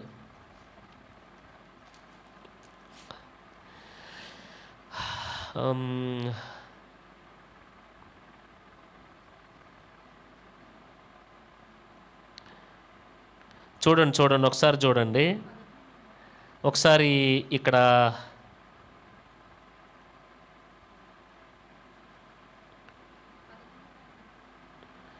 31వ వాక్యం నుండి మీరు ఇప్పుడు కాదులే కానీ ఇంటికి వెళ్ళి చదువుకోండి, కొంచెం భయం పడుతుంది మీకు, కొంచెం భయం వేస్తుంది. అర్థమవుతుందా? ఏం లేదు, దేవుడు లిటరల్గా చెప్పాడు, మీ 10 మంది నేను చెప్పింది మీరు వినలేదు కాబట్టి మీరు సఫర్ అవుతారు అని చెప్పాడు దేవుడు లిటరల్గా. You will suffer, no doubt about it. మీరు ఖచ్చితంగా సఫర్ అవుతారు. అది మీరు చదువుకుంటూ వస్తే చూడండి, మీరు ఆ దేశమును సంచరించి చూచిన 40 దినముల లెక్క ప్రకారం దినమునకు 1 సంవత్సరం చొప్పున 40 సంవత్సరములు మీ దోష శిక్షను భరించి నేను మిమ్ముని రోసివేసినట్టు తెలుసుకుందురు అని అన్నాడు దేవుడు. భయం వేస్తుంది కదా? అమ్మో ప్రభు ఎట్టండి వాక్యాలు మాకు అసలు చెప్పకండి పాస్టర్ గారు అంటే. నిజాలు ఇవన్నీ, రియల్లీ. మనము దేవుని వాక్యమును మన నోట ఉండాలి, ఆచరించడం నేర్చుకోవాలి. ఆ వాక్యం మన నోట ఉండాలి. ఆ 10 మంది జరిగిన విషయం ఏంటంటే, దేవుడు ఈ 10 మంది మీరు ఎంటర్ కణంలోకి అని చెప్పాడు దేవుడు. ఎందుకంటే మీరు నమ్మలేదుగా. లిజన్, నువ్వేది నమ్ముతావో అది నువ్వు అవుతావు అంతే. నువ్వేది నమ్ముతావో దేవుని వాక్యాన్ని, యు బికమ్ దట్, అది నీకు జరుగుద్ది. ఈ 10 మంది నమ్మలేదు కాబట్టి దేవుడు అన్నాడు, మీరు వెళ్ళండి, మీ పిల్లలు వెళ్తారులే కానీ మీరు వెళ్ళరు పోండి అన్నాడు. జరిగిన విషయం ఏంటో తెలుసా? 10 మంది రాలిపోయారు అరణ్యంలో. చదవండి ఆ మాటని మీరు. 37వ వాక్యం, అనగా ఆ దేశమును గురించి చెడ్డ సమాచారం చెప్పిన మనుషులు యెహోవా సన్నిధిని తెగులు చేత చనిపోయిరి. హలో, ఏమండి, మీకు అర్థమవుతుంది నేను చెప్పేది? ఏం జరిగింది? అయితే ఆ దేశమును సంచరించి చూసిన మనుషులలో నూను కుమారుడు యెహోషువయు యెఫున్నె కుమారుడైన కాలేబును బ్రతికిరి. గ్రహిస్తున్నారా? మనం ఎలా బ్రతుకుతాం? దేవుని మాటని నమ్మటాన్ని బట్టి, దేవుని మాటని చెయ్యటాన్ని బట్టి మనం బ్రతుకుతాం. నువ్వు దేవుని మాటను నువ్వు చెయ్యలేకపోతే, ప్రపంచంలో మీ పాస్టర్ గారు కాదు కదా, ఏ పాస్టర్ కాదు, ఏ చర్చ్ కాదు, ఎవడో మీకు హెల్ప్ చేయలేడు. ఉన్న వాస్తవం అది. సీరియస్లీ, నువ్వు దేవుని మాటను నువ్వు చేసావా? వాక్యంగా ఆచరించావా? దేవుడు చెప్పింది చేసావా? నిజంగా చెప్తున్నాను, ఎవరో మిమ్మల్ని బాగు చేయాల్సిన అవసరం కూడా లేదు, మీరే బాగుపడతారు. హల్లెలూయా! మీకు అర్థం కావాలి, అది మీకు అర్థం కావాలి. నేను నిజంగా చెప్తున్నాను, మీకు అర్థం కావాలి. ఆ ఇద్దరు దేవుని వాక్యం చెప్పినట్టుగా చేశారు, నమ్మారు, మంచి సమాచారం మాట్లాడారు. జరిగింది ఏంటంటే, అందరికీ ఈ 10 మంది పిల్లలకు కూడా దేవుడు స్వాస్థ్యం ఇచ్చాడు. ఈ 10 మంది వెళ్ళలేదు కానీ వాళ్ళ పిల్లలు వెళ్ళారు కనానికి. 10 మందికి పంచిపెట్టారు. ఇదిగో నీకొక ఎకరం, నీకొక ఎకరం, నీకొక ఎకరం, నీకొక ఎకరం. యెహోషువ కాలేబులు వచ్చారు, వాళ్ళిద్దరికీ 10 ఎకరాలు ఇవ్వండి. అదేంటండి అన్యాయం? వాళ్ళకేమో 1 ఇచ్చారు, మాకేంటి ఒక 10 ఎకరాలు ఇచ్చారు, ఇదేంటి వాళ్ళకేంటి 10 ఎకరాలు ఇచ్చారని అంటే, మీ పితరుడు ఉన్నాడే, మీ పితరుడు సరైన సమాచారం చెప్పలా, మీ పితరుడు సరిగ్గా దేవుడు చెప్పింది నమ్మలా, మీ పితరుడు దేవుడు చెప్పిన విధంగా నడవలా. వాళ్ళిద్దరు నడిచారు కనుక వారి సంతానానికి రెట్టింపు దీవెనను దేవుడు దయచేశాడు. సీరియస్లీ మీరు దేవుని వాక్యమును ఆచరిస్తూ దేవుని వాక్యమును మాట్లాడుతూ వెళ్తున్నారనంటే మీరు కాదు, మీ పిల్లలు ధన్యులవుతారు. హల్లెలూయా.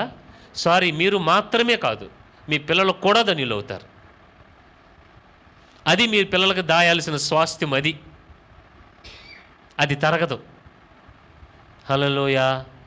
3 విషయాలు చెప్పాను మీకు నేను. మొదటగా మోషే, దేవుడు చెప్పాడు, మోషే మాట్లాడాడు, అద్భుతాలు జరిగినాయి. మీరు ఈ రోజున దేవుని వాక్యమును మాట్లాడటం నేర్చుకోండి, అద్భుతాలు జరిగి తీరుతాయి. నెంబర్ 2 ఎవరండి? యెహెజ్కేలు. దేవుడు ప్రవచించమని ఆజ్ఞ ఇచ్చాడు, ప్రవచించాడంతే. ఎండిన ఎముకలు కదా ప్రభువా, ఈ ఎట్లా బ్రతుకుతాయి ప్రభువా? According to the science, according to mathematics, according to that, according to this, ఈ అకార్డింగ్లు ఏం పనిచేయవు. అకార్డింగ్ టు గాడ్స్ వర్డ్ ఒక్కటే పనిచేస్తుంది. హల్లెలూయా. మీరు గ్రహిస్తున్నారు నేను చెప్పేది? యెహెజ్కేలు దేవుడు చెప్పినట్టు చేశాడు. ఎముకల లోయ సైన్యపు లోయగా మారింది, జీవపు లోయగా మారింది. 3వది యెహోషువ, కాలేబులు. దేవుడు చెప్పింది వాళ్ళు మాట్లాడారు, వాళ్ళు చెప్పారు, మంచి సమాచారమే వారు చెప్పారు. జరిగింది ఏంటంటే వాళ్ళు అక్కడ అడుగు పెట్టడం మాత్రమే కాదు, వాళ్ళ పిల్లలకి రెట్టింపు స్వాస్థ్యాన్ని సంపాదించారు వాళ్ళు. మీ పిల్లలకి మీరేం కూడా పెడుతున్నారు, మీ ఇష్టం. ఇంకా హల్లెలూయా. గ్రహిస్తున్నారా? ఒక విశ్వాసి బతకవలసిన విధానం ఇది. మన బ్రతుకు ఇందులో ఉండాలా. ఎలా బతకకూడదో కూడా చెప్తా, చదువుదామా మాటను ఒకసారి. యాకోబు పత్రిక 3వ అధ్యాయం.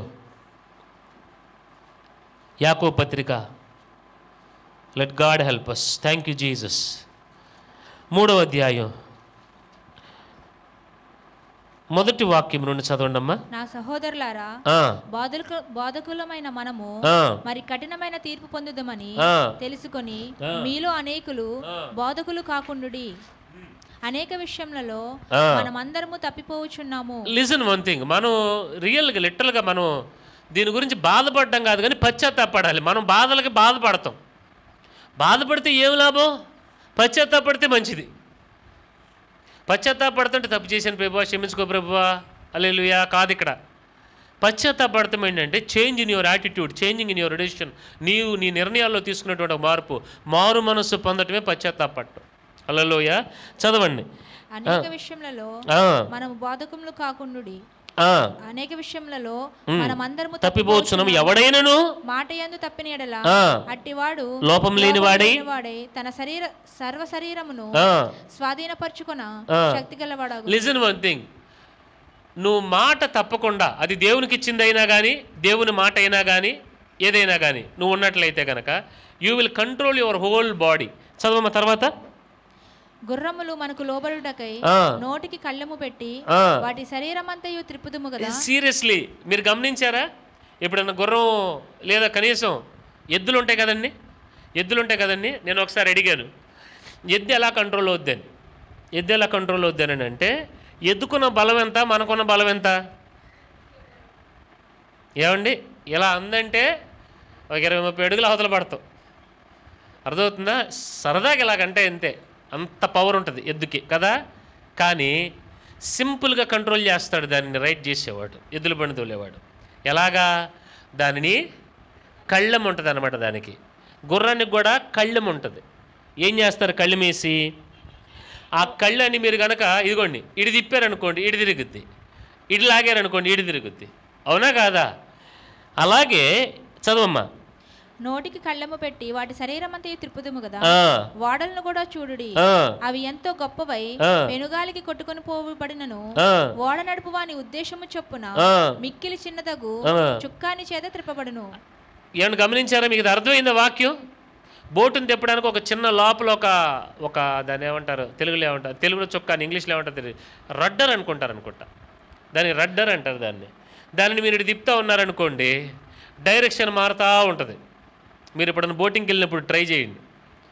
బోటింగ్కి వెళ్ళినప్పుడు మీరు పెడలింగ్ చేశారనుకోండి, మొన్న మేము అరకెళ్ళాం కదా, అక్కడ ఇది చేసాం, దానికి కూడా నేనే డ్రైవర్ని. ఎక్కేవారు ఆ రోజు మాయ గారు, అత్తయ్య గారు, నేను, హ్యాపీ, చెర్రీ, మేమందరూ ఎక్కాం. ఎందుకంటే వాళ్ళకి డ్రైవింగ్ కొంచెం ఇది కదా, అందరూ పెడల్ చేస్తూ ఉంటుంటే ఇది చూసారండి. నాకు ఒక 2 నిమిషాలు కొంచెం ఇబ్బంది అయింది నాకు కూడా. కొద్దిగా తిప్పుతుంటే మొత్తం తిరిగిపోతుంది. నిదానంగా పెడలింగ్ చేస్తూ ఉంటే అలా తిప్పుతుంటే బోట్ అలా తిరుగుతుంది. అర్థమవుతుంది మీకు నేను చెప్పేది? సో ఎంత పెద్ద షిప్ అయినా కానీ తుఫాన్లో సైతం దానిని మనం స్టీర్ చేయగలం. ఎలా స్టీర్ చేస్తాం? ఆ యొక్క చుక్కానిని బట్టి. అలాగుననే నాలుక కూడా చిన్న అవయవమైనను బహుగా అదిరిపడును. అదిగోండి, వెరీ సాఫ్ట్ కదా నాలుక. చెప్పరేంటి? నాలుక ఏంటిదండి? చాలా సాఫ్ట్. కానీ ఒక కత్తి తీసుకుని గుండెలో గుచ్చేసినట్టుగా కూడా మాట్లాడగలం. అవునా కాదా? మాట అనేది చాలా ఈజీ, అందుకని చాలా జాగ్రత్తగా మాట్లాడండి. నేనైతే భయపడతానండి. అవతలోళ్ళు ఏమన్నా చిన్న విషయంలో అన్నా కొంచెం నొచ్చుకుంటారేమో అని చెప్పి. ఏమండి, నేను అవతలోళ్ళు కనీసం ఏ ఒక్క చిన్న విషయంలో కూడా నొచ్చుకోవటం నాకు ఇష్టం ఉండదు. మీకు అర్థమవుతుందని నేను చెప్పేది? మాటేగా అని మాట్లాడకూడదు మనం. చిన్న మాట అయినా కానీ అవతలోళ్ళని చాలా గాయపరుస్తుంది. ఏమండి, అందుకని తెలిసైన కొంతమంది తెలిసి మాట్లాడతారు కావాలని, కొంతమంది తెలియకుండానే మాట్లాడేస్తుంటారు. తెలిసి మాట్లాడినా తెలియక మాట్లాడినా అవతలోళ్ళు గాయపడకుండా మాట్లాడటం నేర్చుకోవాలి. హల్లెలూయా. చదవండి. ఎంత కొంచెము నిప్పు ఎంత విస్తారమై అడవిని తగలబెట్టును. చిన్న నిప్పు చాలు. మన కాలిఫోర్నియా తగలబడిపోయింది. కాలిఫోర్నియా ఒక నగరం బూడిదే, ఏమి లేదు. ఎంత స్టార్ట్ అయ్యి ఉంటుంది అంటారు? 10 కేజీలు నిప్పు పోసి ఉంటారా? రవ్వంత నిప్పు. తర్వాత నాలుక అగ్నియే. నాలుక మన అవయవములలో ఉంచబడిన పాప ప్రపంచమై సర్వ శరీరమునకు మాలిన్యము కలుగచేయుచు. అబ్బబ్బబ్బబ్బా. ప్రకృతి చక్రమునకు చిచ్చు పెట్టును, అది నరకము చేత చిచ్చు పెట్టబడును. ఇంకా చదువుకుంటారా అమ్మ?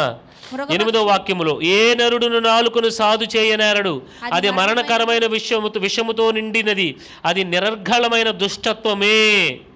దీనితో తండ్రి అయిన ప్రభువును స్తుతింతుము, దీనితోనే దేవుని పోలికగా పుట్టిన మనుషుని శపింతుము. కదా? హల్లెలూయా. ఏమైపోతారు కదా? ఈజీగా మాట్లాడేస్తాం కదా. అంటే గమనించండి, నాలుక చాలా అంటే చాలా, అది నువ్వు వాడుకునేటువంటి విధానాన్ని బట్టి ఆధారపడి ఉంటుంది.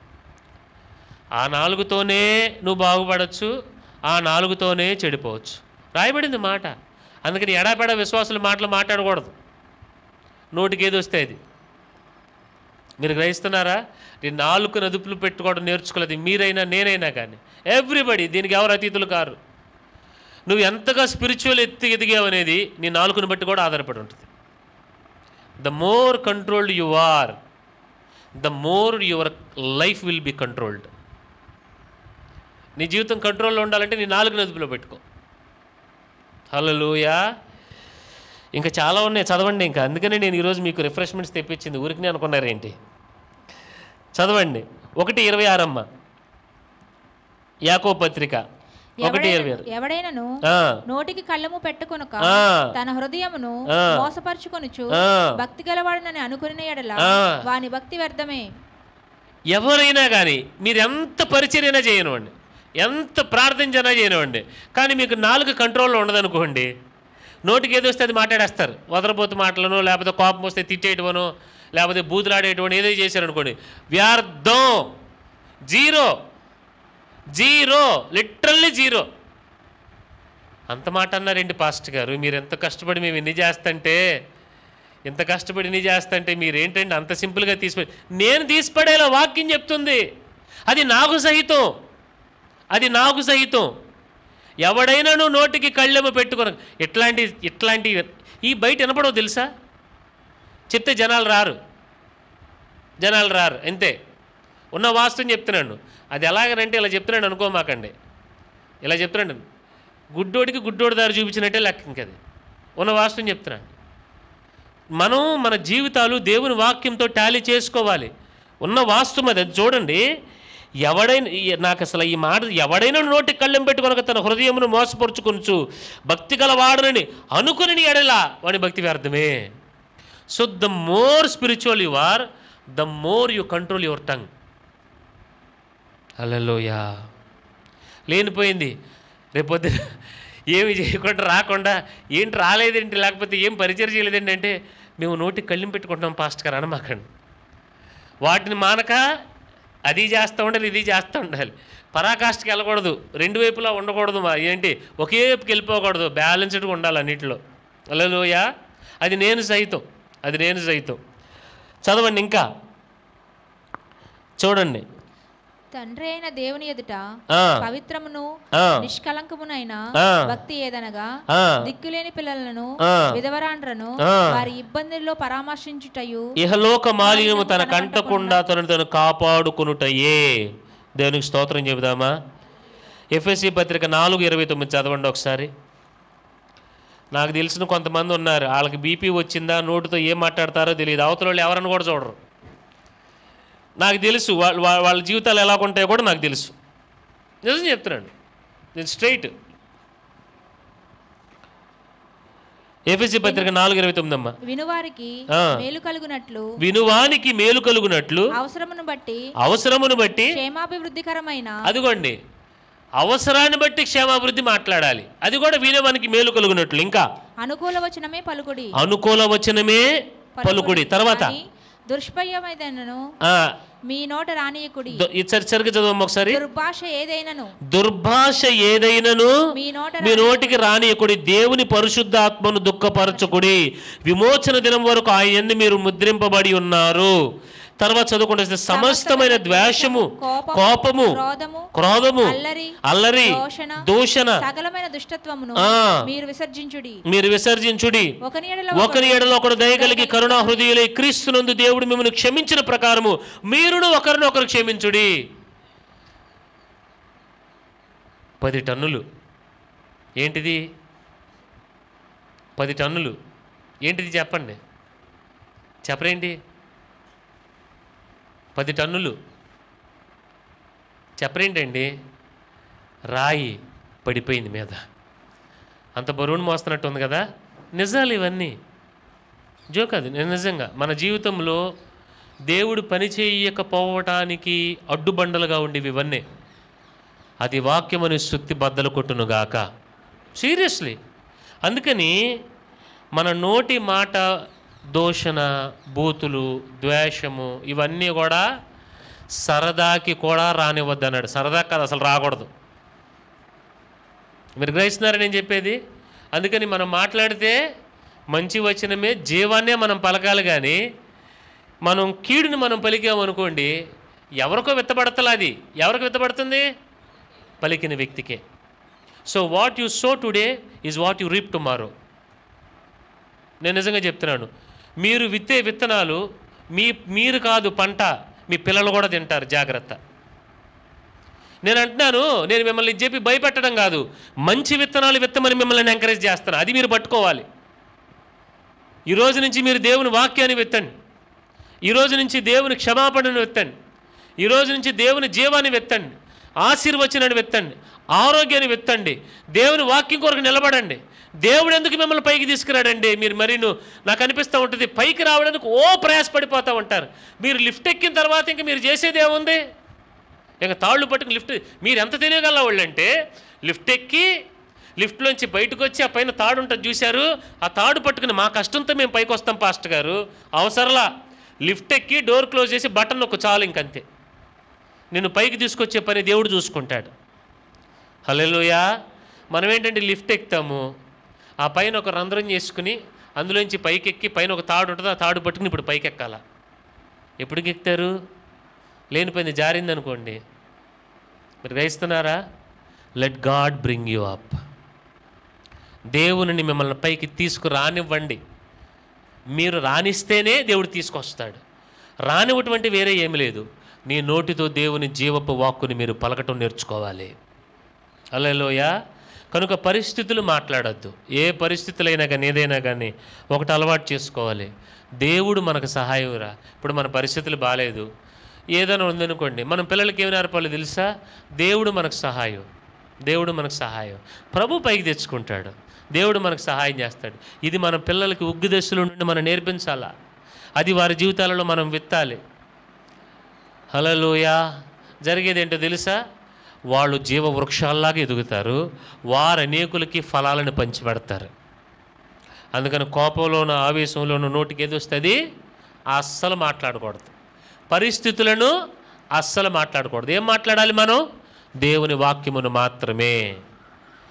మీ నోట దేవుని మాట ఉండటాన్ని బట్టి ఆ మాట విత్తనంగా అయ్యి మీరు ఫలించడం మొదలు పెడతారు. చూడండి, ఫలింపులో ఎంత ప్రాసెస్ జరుగుతుంది. 2 నెలల మాట చెప్తున్నామా? చూడండి, ఒకదానికొకటి లింక్డ్, ఒకదానికొకటే. మీరు ఆదివారం వచ్చి ఒక ప్రసంగం అయిపోయింది, రెండో దానికి కనెక్షన్ ఉంటుంది అనుకోమాకండి. ఒక బండి సజావుగా నడవాలనంటే ఇంజిన్ ఉంటే సరిపోదు, టైర్లు బాగుండాలి. టైర్లు ఉంటే సరిపోదు, గాలి ఉండాలి. ఏమండి? దానికి ఒక డ్రైవర్ ఉండాలి, దానికి ఒక బ్యాటరీ ఉండాలి, దానికి కావాల్సిన సదుపాయాలన్నీ ఉండాలి. ఉంటేనే మీ ప్రయాణం సుఖంగా సాగుద్ది. అవునా కాదా? సరే, మీకు టైర్లు ఇస్తా, టైర్లో గాలి అవునంటే మీరు ఏం చేస్తారు చెప్పండి? సరే, మీకు కారు ఇస్తా, కారులో ఏసీ ఉండదంటే ఎలా ఉంటుంది ప్రయాణం? చెప్పరేంటి? మీకు అర్థమవుతుందని నేను చెప్పేది. మీకు కారు ఇస్తా, కారులో సీట్లు ఉండవు, ఎలా వెళ్తారు? సీట్లు మొత్తం ఊడదీసి పక్కన పెట్టి, ప్రభువా బండి నీదే, నువ్వే తోలు, సీట్లు మాత్రం నేను పెట్టుకుంటాను ప్రభు అంటే ఎవరికో నొప్పి ఉంటుంది, మనకే నొప్పి పడుతుంది. అవునా కాదా? సో భక్తి జీవితం అనేది ఒకదాన్ని మనం తీసేసుకోవడం కాదు. Every element should be added, అన్నీ ఉండాల. కనుక ఆ ఫలింపులో నీ మాట జాగ్రత్త, నీ మాట జాగ్రత్త. హల్లెలూయా. జీవాన్ని విత్తండి, జీవాన్ని కొయ్యండి, దేవుని కొరకు జీవించండి. హల్లెలూయా. తలలు వంచండి, ప్రార్థన చేసుకుందాం కొద్ది క్షణాలు. ఇక మీదట నీ లైఫ్లో ఇక మీదట ఏది ఇప్పటి వరకు నీకు తెలుసో తెలియకో, ఎమోషన్స్ అందరికీ ఉంటాయి, కోపాలు అందరికీ వస్తాయి. దానికి మీరు నేను ఎవరు అతీతులం కాదండి. చాలా సందర్భాలలో మనం దేవుని వాక్యానికి వ్యతిరేకంగా మాట్లాడేసాం. బూతులని, సరసోక్తులని, సరదా పిచ్చాపాటి కౌర్లని, చిట్చాట్లని, అవన్నీ మనకి తెలియకుండానే మన వెనకాల తగులుకున్నాయి. ఉన్న వాస్తవం అదే.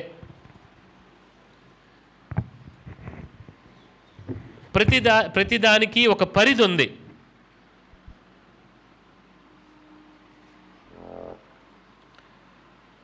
ప్రతిదానికి ఒక విధానం ఉంది, ప్రతిదానికి ఒక పరిధి ఉంది, ప్రతిదానికి ఒక పద్ధతి ఉంది. సరదాగా ఉండొద్దని నేను అనట్లా. మీరందరూ రోబోల్లాగా సీరియస్గా భక్తి చేయండి అని నేను చెప్పట్లేదు.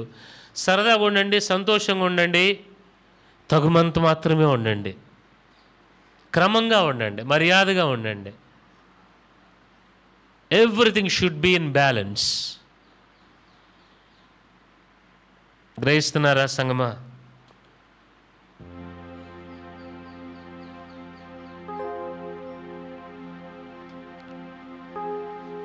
నీ మాట చాలయ్యా, నీ చూపు చాలయ్యా, నీ తోడు చాలయ్యా, నీ నీడ చాలయ్యా.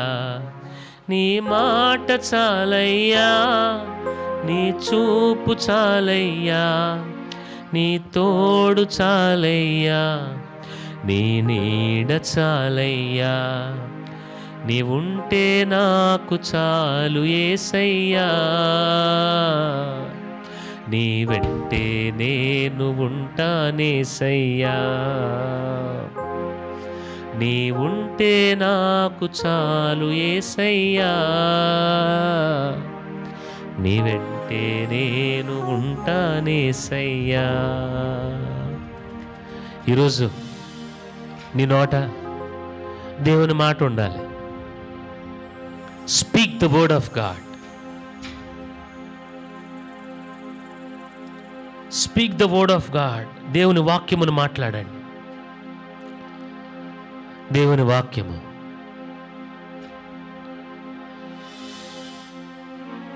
ఆ వాక్యము నిన్ను బతికిస్తుంది. నీ పరిస్థితులు ఏ విధంగా ఉన్నా నీ పరిస్థితులతో నువ్వు మాట్లాడు, నీ వ్యాపారంతో నువ్వు మాట్లాడు, అనారోగ్యంతో నువ్వు చెప్పు, నువ్వు మాట్లాడు. Talk straight. Thank you Jesus. ఇవి దేవుని సత్యాలండి. ఇది నువ్వు విని నువ్వు గ్రహించి నువ్వు నడవటం మొదలుపెట్టినప్పుడు జరిగేది ఏంటంటే, స్పిరిచువల్ రెల్మ్లో నువ్వు దేవుని వాక్యంతో అలైన్ అవుతూ ఉంటావు. అది ఫిజికల్గా కూడా నీ లైఫ్లో మేనిఫెస్ట్ అవుతుంది ఖచ్చితంగా. ఇప్పటి వరకు నీ నోటితో జీవము కానిదాన్ని ఏదైతే నువ్వు మాట్లాడావో దేవుని సన్నిధిలో దానిని ఒప్పుకో. అడుగు దేవుని, అయ్యా నేను చాలా సందర్భాలలో మీకు అవిధేయంగా మాట్లాడాను, అది నేను సహితం. I'm asking God, father forgive me. Father, నాకు తెలిసి తెలియక అనేక విషయాలు అనేక సందర్భాలలో నాయనా మీ వాక్యము కాకుండా నా పరిస్థితులు నేను మాట్లాడాను, నాకున్నటువంటి ఎమోషన్స్లో నేను మాట్లాడాను, భావోద్రేకాలకు నేను లోనయ్యాను. ఇక మీదట ఆ పని నేను చేయకుండా నా నాలుకకి నాయనా ఒక ఒక ఒక తాళము వేసుకునేటువంటి కృపను నాకు అనుగ్రహించాను. నా నోటి మాట నేను అదుపులో ఉంచుకునే కృపను దయచేయండి. అనేక సందర్భాలలో మనకి తెలిసి తెలియక ఎంతోమందిని నేను గాయపరిచే మన మాటలు. ప్రభు సన్నిధిలో అడుగుదమ్మయ్యా, నేను ఎవరిని ఇక మీద గాయపెట్టకుండా సహాయం చేయండి. అవతల నన్ను గాయపెట్టినా నేను మౌనంగా ఉండి మిమ్మల్ని స్తుతించే కృప దయచేయండి. న్యాయమును నిజమును మాట్లాడడానికి సహాయం చేయండి. అంతేగాని నా యొక్క కోపాన్ని ద్వేషాన్ని బూతుల రూపంలోనూ శాపాల రూపంలో నేను పలకూడదు. జరుగుతుంది ఏంటో తెలుసు, అది నీ జీవితంలోనే వెత్తబడుతున్నాయి. వాటి వలన నష్టపోతుంది ఎవరో కాదు, మనమే. ఇక మీదట మనం ఆ పని చేయొద్దు. ఆశీర్వచనము కృతజ్ఞతావచనమే మనం నోట ఉంచుకుందాం. దేవుని వాక్యమే మనం నోట ఉంచుకుందాం. ప్రభు స్థిరపరుస్తాడు మన మాటలని. ప్రార్థన చేసుకుందాం. భయము కలిగిన మా తండ్రి, మీ పరిశుద్ధమైన నామాన్ని బట్టి వందనాలు ప్రభువా. ఈరోజు చాలా లోతైన విషయాలు మాకు నేర్పారు. మా జీవితాలను మీరు బాగు చేయాలని నిర్ణయించారు కాబట్టే మీరు మాట్లాడారు. మేము బాగుపడాలి ప్రభువా. మాలో ఉన్న కల్మషాన్ని అవిధేయతని నాయన వాటిని అలాగే ఉంచుకుని బాగుపడటం అనేది జరగని పని. అది మొత్తం తీసివేసి ఒక పెంట కుప్పగా బయట మేము పారవేయటకు మాకు సహాయం చేయండి. పరిశుద్ధాత్మ దైవమా, మా నాలుకలు సాధు చేయబట్టుకు సహాయం చేయండి. ఆ దినాన పెంతుకోస్తు దినాన ప్రభువా నాలుకలు విభాగించబడిని, నాలుకలు నా తండ్రి నాయన సరి చేయబడిని. అప్పుడు దాకా భేదాలు ఉన్నటువంటి శిష్యుల మధ్య ఐక్యత కలిగింది. అప్పటి వరకు తమలో ఎవరు గొప్పవారని అనుకుంటున్నప్పుడు నాయన పరిశుద్ధాత్మ చేత వారు సంధించబడినప్పుడు, పేతురు 11 నిలబడినప్పుడు వెనక 11 మంది ఐక్యతతో నిలబడ్డారు ప్రభువా. అప్పుడు దాకా ప్రాణభయంతో పాడిపోయిన వారు, యేసు ఎవరో నాకు తెలియదని బొంకిన వారు, ఇదిగో మేము ప్రకటించిన ఆయనే మెస్సయ్య, ఆయనే నిజ దేవుడని ధైర్యముగా వారు హింసించబడినను వారు మాట్లాడే కృపను పొందుకున్నారు. ఆ రీతిగా వారు నాలుకలు సాధు చేయబడింది. ఇది కేవలం పరిశుద్ధాత్మ దేవుని క్రియ. పరిశుద్ధాత్మ దైవమా, సంఘంలో ఉన్న ఒక్కొక్కరిని నా తండ్రి అయా వారి నాలుకలను మీరు దహించమని ప్రార్థిస్తున్నాను. నా నాలుకను మీరు దహించమని ప్రార్థిస్తున్నాను. మీ జీవమును మేము ప్రవచించినట్లుగా మాకు సహాయం చేయండి. ఒక మోషే వలె మేము లోకానికి దేవునులుగా మేము బతకాలి. ఒక యెహోషువ వలె ఎండిన ఎముకలను సైన్యముగా మేము మార్చాలి. నా తండ్రి అయా యెహోషువ కాలేబుల వలె మీ వాగ్దానమును మేము పలకగలిగిన కృపను మాకు దయచేయండి. పరిస్థితులు కాదు, జీవము మా సొంతం, జీవపు వాక్కు మా సొంతం. మా జీవితాలు సమృద్ధితో, సమాధానముతో, ఆరోగ్యముతో, క్షేమముతో మేము మా పిల్లలు మా కలిగిన సమస్తము వర్ధిల్లునట్లుగా మా నోట మీ జీవపు వాక్కు నుంచండి. అదే మేము ప్రవచించుదుముగాక. అయా మా పిల్లల జీవితాలలో, మా జీవితాలలో ఏదైతే మీ వాక్యానికి వ్యతిరేకంగా ఉన్నాయో వాటికి వ్యతిరేకంగా మీ వాక్యమును మేము ప్రకటిస్తున్నాము. జీవము కలుగునుగాక, జీవము కలుగునుగాక. సాతాను యొక్క మాటల విత్తనాలు మా జీవితాలలో కోకటి వేళతో సహా పికిలించివేయబడునుగాకని ప్రకటిస్తున్నాను. ఆ ఫలము తీసివేయబడునుగాకని ప్రకటిస్తున్నాను. కేవలము జీవపు వాక్కు యొక్క విత్తనాలు మాత్రమే, మీ వాక్యం యొక్క విత్తనాలు వేర్లు మాత్రమే మాలో ఉండునుగాక. బిడ్డలు ఆ రీతిగా వీరు ఫలించుదురుగాక. ఇక్కడున్న ఒక్కొక్కరి మీద మీ ప్రణాళిక ఉంది ప్రభువా, అది ఉంది కాబట్టి వాళ్ళు ఇక్కడ ఉన్నారు. ఆ ఫలింపు మార్గంలో వీరు నడుచు కృప దయచేయండి. బిడ్డలను విడిపించండి నాయన. వారి పరిస్థితులు ఏవైనను జీవమును నేను ప్రకటిస్తున్నాను. వీరు దీవించబడుదురుగాక, వీరు వర్ధిల్లుదురుగాక, వీరి పిల్లలకి క్షేమమగునుగాక, జ్ఞానము కలుగునుగాక, కాపాడబడుదురుగాక. వీరు ఉన్నటువంటి పరిస్థితుల్లో నుండి యేసు నామమున వీరు లేవనెత్తబడుదురుగాక అని ప్రకటిస్తున్నాను. కేవలం మీ మహిమ కొరకు. మేము విడిపించబడేది మేమేదో స్వేచ్ఛగా తిరగడానికి కాదు. మీ కొరకు బంధించబడినట్లుగా నా తండ్రి మీలో మేము మీ ప్రేమలో బంధించబడినట్లుగా మాకు స్వేచ్ఛనివ్వండి. మీ పనిలో మేము నాయన బిజీ అయిపోవడానికి మాకు ఫ్రీడమ్ ఇవ్వండి. మాకు ఫ్రీడమ్ కావాలి, కానీ మేము బిజీగా ఉండాలి మీ పనిలోనే. మా పనుల్లో మేము బిజీ కాదు. ఆ రీతిగా మా కృప దయచేయండి ప్రభువా. ఇక్కడున్న ఒక్కొక్కరు హృదయాలు మీరు మండించండి. ఒక నరుని మాట కాదు, మీ మాటను బట్టి సహాయం చేసి బిడ్డలను దీవించమని ఈ వారం అంతా వీరి ప్రయాణాలలో అన్ని విషయాలు కృపను తోడుగా ఉంచండి. క్షేమము మీ రక్తపు కోట నేను ప్రకటిస్తున్నాను. దేవదూతల కంచెని ప్రకటిస్తున్నాను. వీరి జీవితాలలో ఈ మాసములో నాయన ఈ యొక్క వారములో let them see miracles in the name of Jesus. Moshe చూచినట్లుగా let them see miracles in the name of Jesus. I command miracles to come in the name of Jesus. I command financial breakthrough. I set them free in the name of Jesus, Lord. I curse every demonic power. I bless them people, Lord. I bless your people. మీ నా మహిమార్థ బిడ్డలు దీవిస్తున్నాను. ఆశీర్వదించండి, కృపలతో నింపండి, పరిచర్యను వర్ధిల్ల చేయండి, నూతనమైన ఆత్మల సంఘములో చేర్చండి లార్డ్. మీ మహిమ కొరకు మీ సైన్యం ఇక్కడ తయారవుతుంది. దాని కొరకు మీ ఏర్పాట్లో ఉన్న వారిని ఆకర్షించమని ప్రార్థిస్తున్నాను. They shall come in the name of Jesus. వారు వచ్చుదురుగాక, ప్రతి విధమైన అడ్డుబండ్లన్నీ తొలగించబడును గాక అని ప్రకటిస్తున్నాను. ఈ పరిచర్యకు ఆయన విరోధంగా ఏ దురాత్మ శక్తులు పని చేయకుండా యేసు నామమున ప్రవచిస్తున్నాను. Let there be divine fear in this area in the name of Jesus. ఒక దైవిక భయం ఈ ప్రాంతం నిలబడి చేయను గాక. ఈ ప్రాంతం నిలబడి చేస్తున్న దుష్ట శక్తులు యేసు నామమున లయమగును గాక అని ప్రకటిస్తున్నాను. We take authority, Lord. We are gods to this area. ఈ ప్రాంతానికి మేము దేవుళ్ళము. We are the in charge here. We take the charge, Lord. We take the charge. ఇక్కడ అనేక మంది బంధకాలలో, చుట్టుపక్కల ఇళ్లలో ఉన్న వాళ్ళు అనేక మంది బంధకాలు యేసు నామమున వారు విడిపించబడి దేవుని మహిమ కొరకు వారు వాడబడుదురు గాక, సంఘములు చేర్చబడును గాక అని దీవిస్తున్నాను. Let these things happen in the name of Jesus. We thank you for your glory. We thank you for your authority.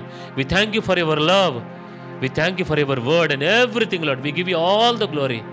Let your name be exalted forever and ever and ever, Lord.